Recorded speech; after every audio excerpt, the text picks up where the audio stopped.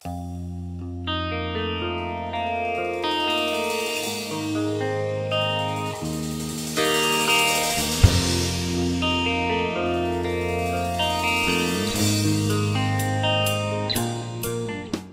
afternoon, Shock Troopers. Welcome to the Tuesday, September 13th episode of WTF Central Oregon, where I give you my uncensored view on Central Oregon, life, news, and events. As usual, I am your host and wrecking ball of conventional wisdom, Jeremy Johnson.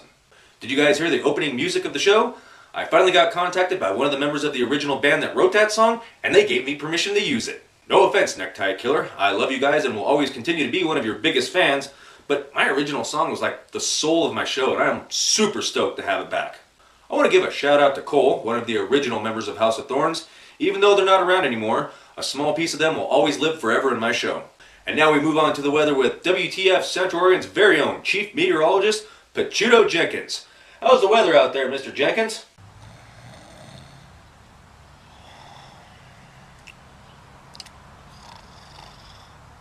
Looks like we're going to have some good warm weather leading up to Friday's show, so go out and enjoy what's left of the summer before it's gone, Central Oregon. Enough of the weather, on to the social commentary section of this show that you all love and adore.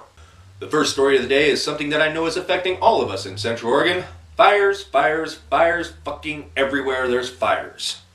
Fires in duplexes, fires in kitchens, and about 5 gajillion fires around Central Oregon, making it seem like Johnny Cash wrote a damn song about us. I've been walking around for the past 3 weeks with eyes that make me look like I'm permastoned, and I've been sucking on an inhaler like a dry land scuba diver.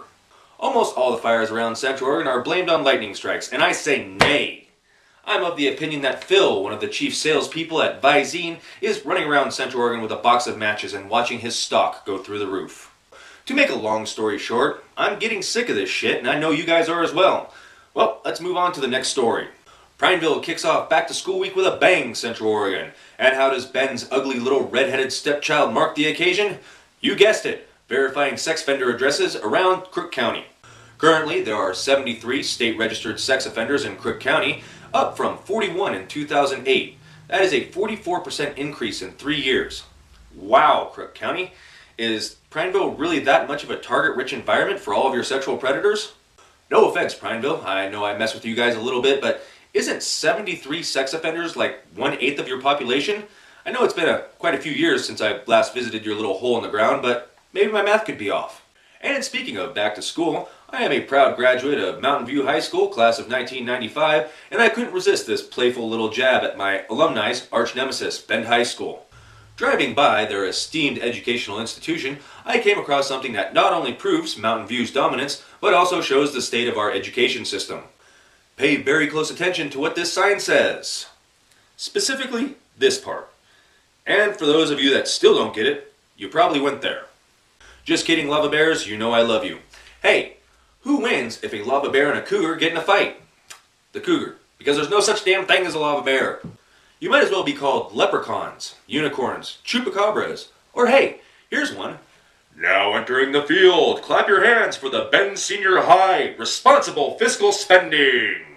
Okay, I am done messing with you guys in yellow and blue land. And again, speaking of back to school, the one thing that's on parents' minds all over Central Oregon, you know it. Finally, my Netflix gets to go back to normal. After this summer, my Netflix top picks for Jeremy include Hannah Montana, Wizards of Waverly Place, Sweet Life, and all that other tweeny crap that the Disney Factory is putting out for the mindless masses. Netflix actually thinks that I am a 9-year-old girl. I'm going to have to watch every single movie on Netflix that has ninjas, machine guns, large explosions, car chases, and gratuitous sex scenes just to get my Netflix back to where it originally was. And that is it for what I define as news, Central Oregon. On to local events featuring the, you guessed it, the Divine Clipboard. Well, seeing as how right now I'm kind of in between internet, I'm going to have to shoot from the hip and go straight from memory on this one. So, only thing I got is Blood is Thicker Than Water on Friday, featuring Ben's Own, Mostly Water at the Century Center at p.m. I couldn't exactly remember the start time. This is a benefit concert for the American Red Cross, so get out there, support a great cause, and get your boogie on with one of Ben's up-and-coming rising stars and one of my newest Facebook fans. So how is everybody liking the new digs? I'm absolutely in love with my new studio, and it looks way more professional than standing up in my living room while filming this show. In closing, I am so freaking glad that this move is over. It's been a rough week, Shock Troopers. I'm sure you can tell by my absence the last week, but I promise I don't have any further absences planned in the near future, so the show's going to keep going on. As usual, you can find me on Facebook, Twitter, YouTube, and my brand spanking new WTFproductions.biz website.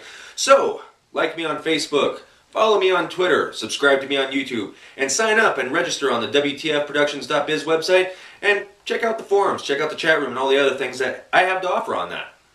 And don't forget to share WTF Central Oregon with all your friends as well. Let's get this train rolling, Shock Troopers. That's about all I have for you today, so be safe, and I'm out. The day is over. It's time for me to say goodbye.